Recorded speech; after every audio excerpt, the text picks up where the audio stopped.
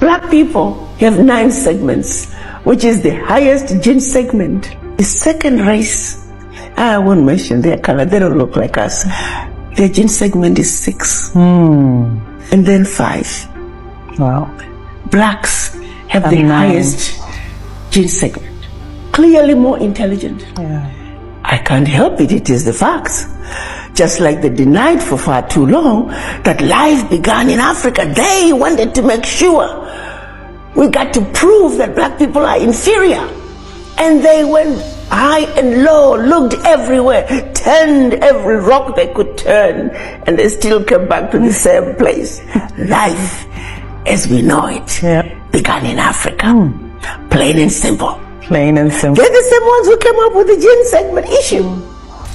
But what they do is they don't want to bring it all out and make sure it's in our history books. But whose fault is that? We're still using the old colonial textbooks that intentionally eliminated facts that would have brought us up more empowered and proud as Africans.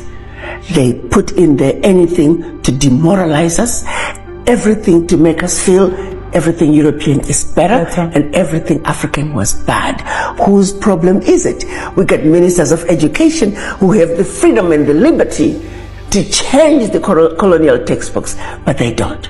Right here in Ghana, my daughter, I was shocked to realize not a single Kwame Nkrumah book is required reading in Ghana school system. Can you believe that? Not one. So who is stupid? With all the intelligence and all the gene segments, we behave in a very stupid way. What are our ministers of education doing? What stops them from changing the educational curriculum in Africa? Nothing, except they're still suffering from the legacy of colonization.